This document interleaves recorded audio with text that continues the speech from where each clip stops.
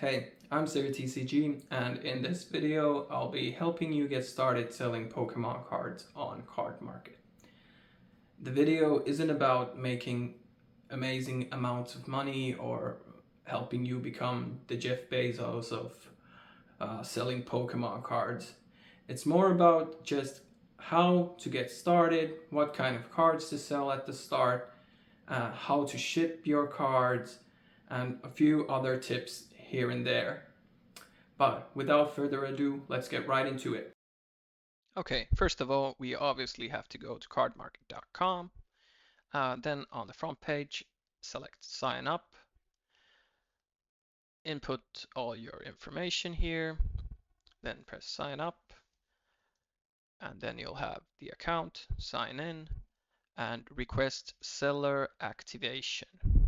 So how that happens is you input your name, your mobile number, and your bank account details. And once you do that, Cardmarket will send your bank account to deposits, and that usually takes a few days to actually get to your account. But once they do, you have to input the amount that they sent you into their client, and after that, you'll be good to go and start selling. So now we're here and your seller activation request has been confirmed and we can actually start selling cards. So Cardmarket has a couple of listing methods here, but I'll be actually only going through the way that I feel is best for new sellers. So you type out the card you want to sell. So for example, Iron Hands EX. And here you'll be first put into this info tab. You go into the sell tab, and here you can adjust the amount of cards you want to sell. If you want to sell one, you put in one, and so on. And then the language of the card, the condition, and usually for new cards that are ungraded, always just put near mint. I reserve the mint grade only for graded cards that are graded 9 or better. Here you can write a comment about the card, maybe like booster fresh or always in sleeve or whatever you want to write there. You don't necessarily need to write any comments, I feel. They're, I don't think they affect any sales decisions. Uh, Pressing here, you can upload an image file of the card, and here on the extras, you can tick this box if it's a reverse holo, here if it's autographed, signed copy, here for vintage cards if it's first edition. If you want to sell four at the same time, you tick this box as a play, so it's a playset that you're selling, and this one if it's altered, if it has been drawn on or whatever, you tick this box. And here you can just put up the price you want and then put up for sale. So now we know how to put cards up for sale, and then we can talk about my first tip for new sellers, and that's sell cards used for competitive play. And that's why we're here at the Iron Hands EX card, because it's a staple for very popular decks at the moment, and it's going for a good price, or a very, very high price.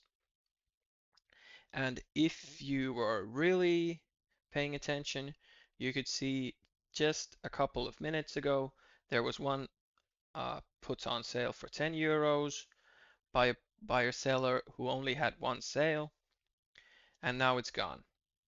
So that's how you can get your first sales pretty quickly, just selling cards used for competitive play at under market value. But I wouldn't be so hasty. You don't need to put it like 30% or 25% under market value. I'm sure if you listed at Iron Hands for 12 euros at the moment, with zero sales, it wouldn't take a day for you to have sold that card.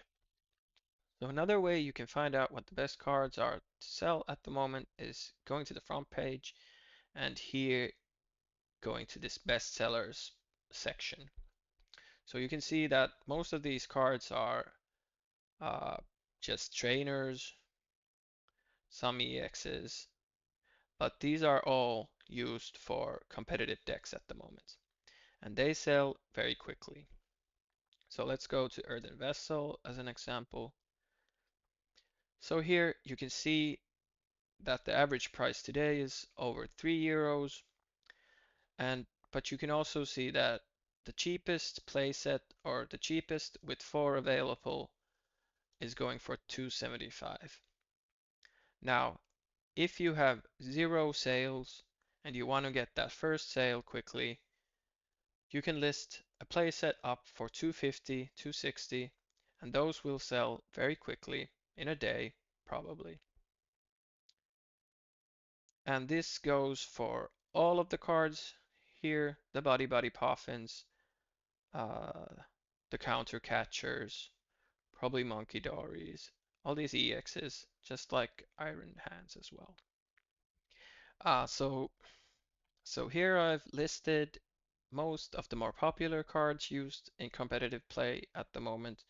I've sorted them by set. Here we have the Scarlet and Violet sets on the left and the Sword and Shield sets on the right that are still in rotation.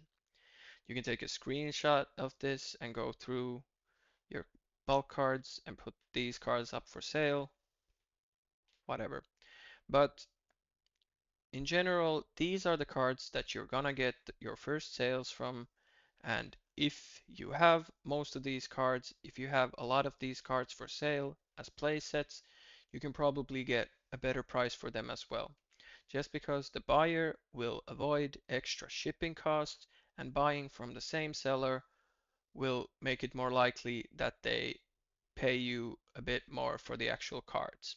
So from here, we can smoothly transition into tip number 2, which is pretty closely related to tip number 1, which is sell older trainer cards that are used for the Gym Leader Challenge format or the extended format. So I've listed a few here.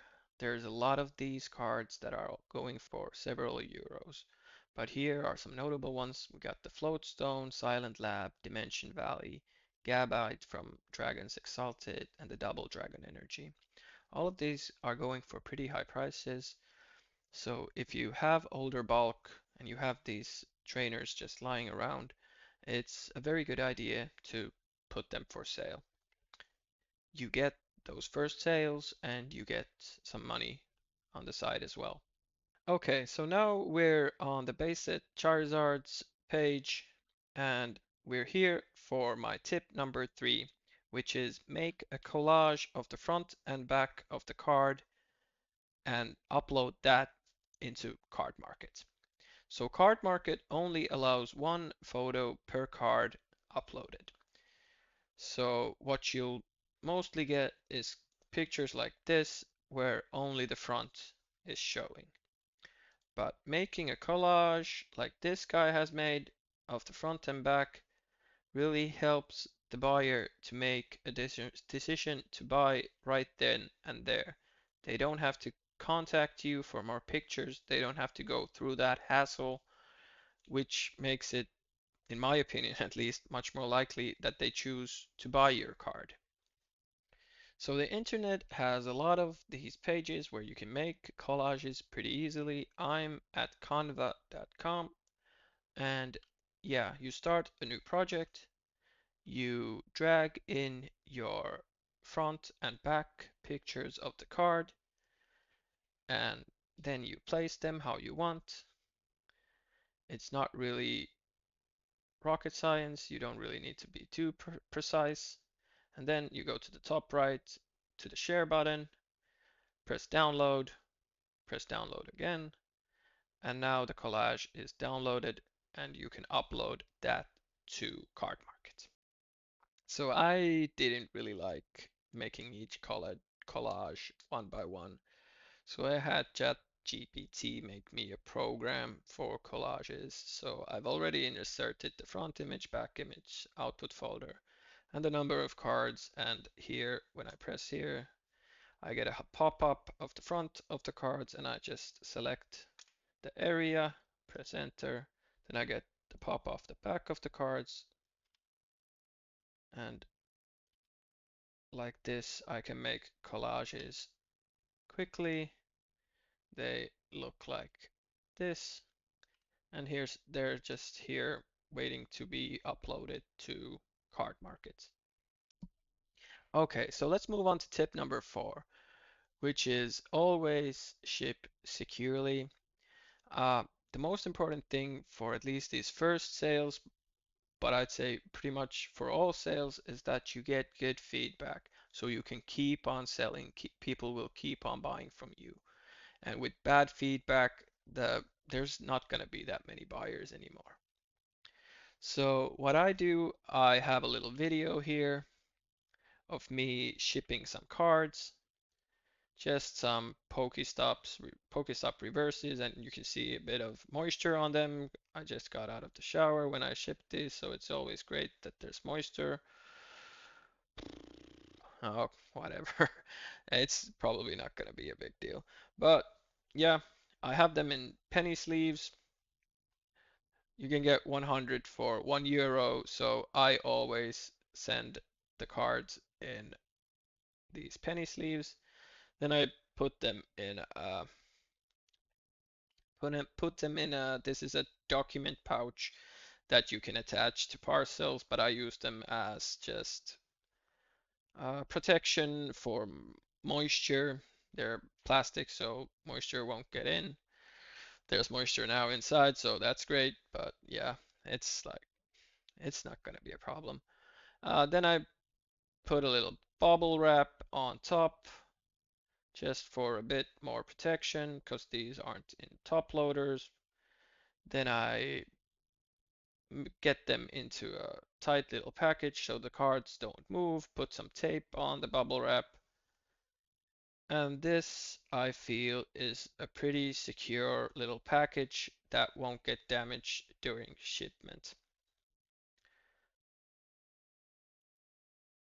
For more expensive cards, I usually use top loaders, and then I put the package into the letter, close the letter, and I always put packaging tape on the top so that the letter doesn't open during shipment, just to be sure. Having one of these scales is good because heavier letters cost more to send, so you need to be sure that you have enough stamps on your letter so that it gets delivered, which is always pretty important. So yeah, just weigh your letter before you send it to make sure it's not over the weight threshold. Here it's 20 grams, so this is under that, which is great. So it's good to go. To make sure you have the shipping address and your return address clearly on each and every envelope, I would recommend using this generate envelope feature that Cardmarket has.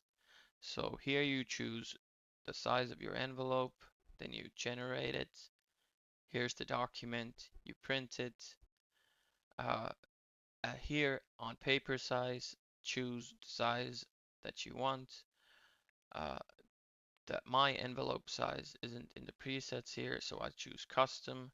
And to make the custom size the size of your envelope, you go to printers and scanners here. You choose your printer, manage, printing preferences, page setup, choose custom here, and here you can choose the size you want your preset custom to be. Then you press OK, and now each and every time you come to this screen, you will have the right size document. Uh, I just choose scale to 100% and then I print. My last tip for new sellers is take advantage of the fact that you are selling. Buy discounted products that have a lot of value in their ancillary items. For example, the 2023 Trainer's Toolkit is going for as low as 16 euros, 15 euros if you buy in bulk at the moment. Now, it includes 4 booster packs, 2 promos, an Arceus V-Star and V, and about 50 trainer cards, most of which are used in competitive play at the moment. Now, if you add the value of these trainers and the promo cards together, they add up to over 15 euros. So if you can capture that value, if you can sell these ancillary items, you're actually getting 4 booster packs for free. For new sellers, you also gain a lot of more selection to your offers. So it's kind of a win-win situation to buy these kinds of products. Anyways, if you found this video useful, please like, please subscribe, please comment, and I hope to see you again. Bye.